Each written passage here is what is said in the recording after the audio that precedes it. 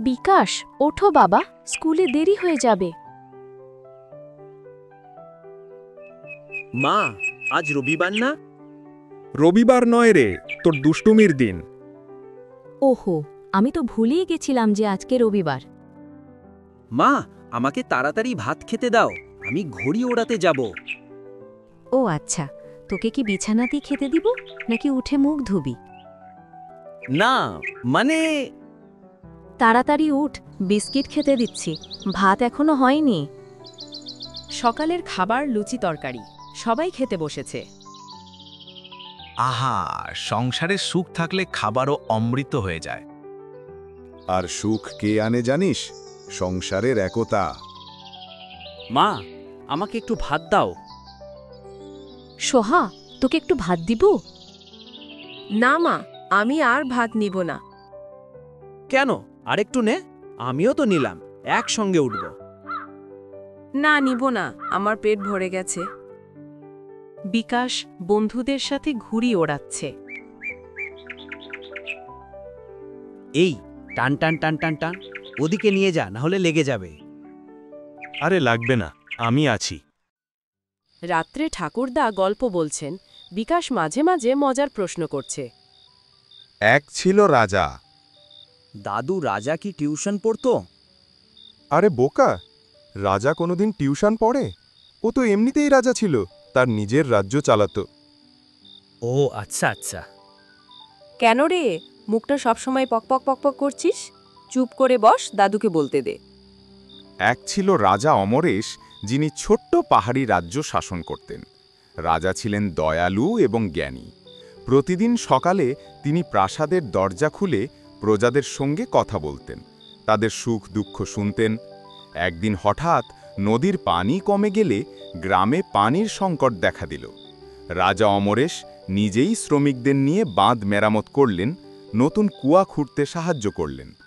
কয়েকদিনের মধ্যে পানি ফিরে এলো, ধানক্ষেত সবুজ হয়ে উঠল। প্রজারা আনন্দে রাজাকে বলল, আপনিই আমাদের রক্ষক। রাজা হেসে বললেন, প্রজার হাসি আমার আসল রাজত্ব। তার দয়ার কাজের কথা রাজ্যে আজও গল্প হয়ে বেঁচে আছে। এর মানে এটা যে শুধু আদেশ নয়, প্রয়োজনে নিজে পরিশ্রম করে সমস্যার সমাধান করা সত্যিকারের নেতৃত্বের গুণ। হ্যাঁ সোহা, তুই ঠিক বুঝেছিস। আমি শুধু এটাই বলতে চাই যে একতার সঙ্গে লড়াই করলে বড় বিপদও কাটিয়ে ওঠা যায়। তার পরের দিন সকালে বিকাশ বন্ধুদের সঙ্গে স্কুলে যাচ্ছে আর হাসি ঠাট্টা করছে। হোমওয়ার্ক করেছিস? হোমওয়ার্ক বাদ, আমি ড্রিম ওয়ার্ক করেছি। সোহা কলেজে ভালো লেখাপড়া করে, শিক্ষক প্রশংসা করে। তুমি একদিন গ্রামের নাম উজ্জ্বল করবে। সব আপনার শিক্ষা স্যার। আমার স্বপ্ন আমি ডাক্তার হব, গরিবদের বিনামূল্যে চিকিৎসা দেব। আপনি আশীর্বাদ করুন আমি যাতে সফল হতে পারি।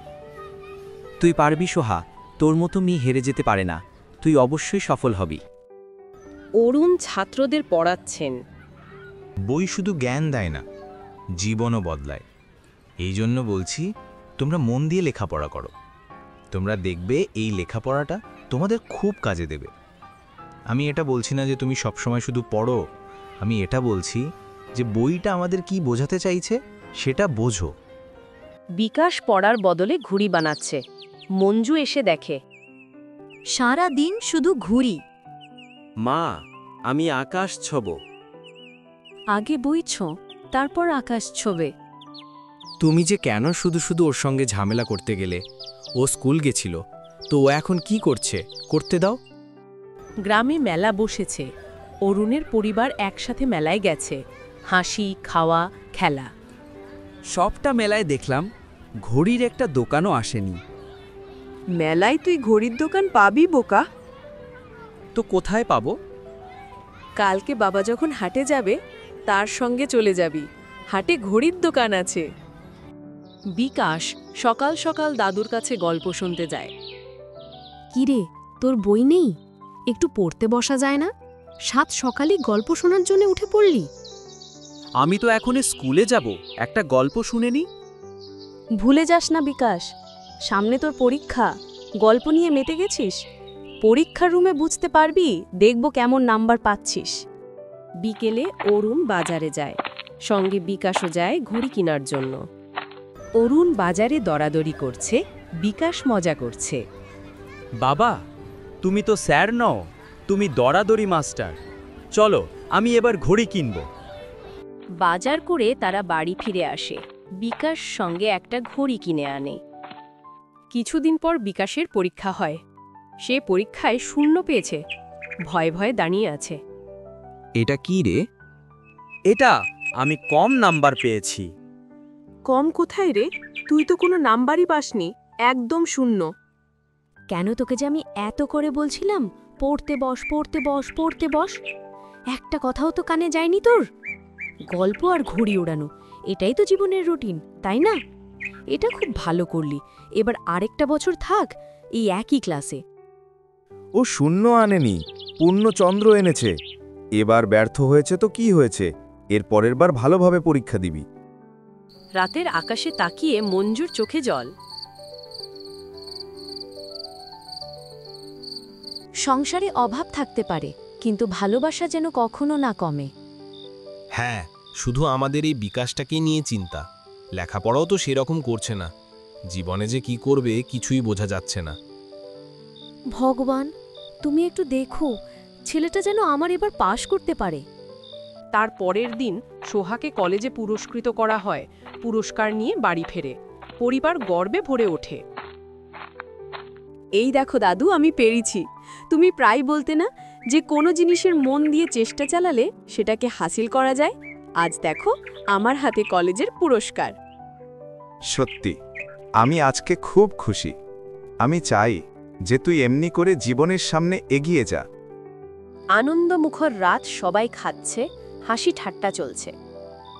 দাদু, তুমি আর ভাত নিলে না? না, আমি আর খেতে পারবো না, আমার পেট ভরে গেছে। আসলে আমার বয়স হয়ে গেল না রে, কতই বা খেতে পারবো। এর মানে তাহলে তুমি যখন আমাদের মতো ছিলে তখন অনেক খাবার খেতে? হ্যাঁ, খেতাম যদি খাবার পেতাম, কিন্তু তখন এই রকম খাবার ছিল না। তখন খাবারের নামে ছিল শুধু ভাত আর কাঁঠালের বীজগুলো পুড়িয়ে ভাজা, কারণ তখনকার দিনে খুবই অভাব চলত। দাদু, তরকারিটাও ছিল না? তরকারিটা তো ছিল, সেটা খাওয়ার মতো টাকা ছিল না। তখনকার দিনে এতটাই অভাব ছিল যে কোনোদিন রাতে ভাতের মার খেয়ে ঘুমিয়ে যেতে হয়েছিল। হঠাৎ সমস্যা, বিকাশ অসুস্থ হয়ে পড়ে। সবাই চিন্তিত। ডাক্তার এসে চেক করে বলে, চিন্তার কিছু নেই, ছেলে একদম ঠিক হয়ে যাবে।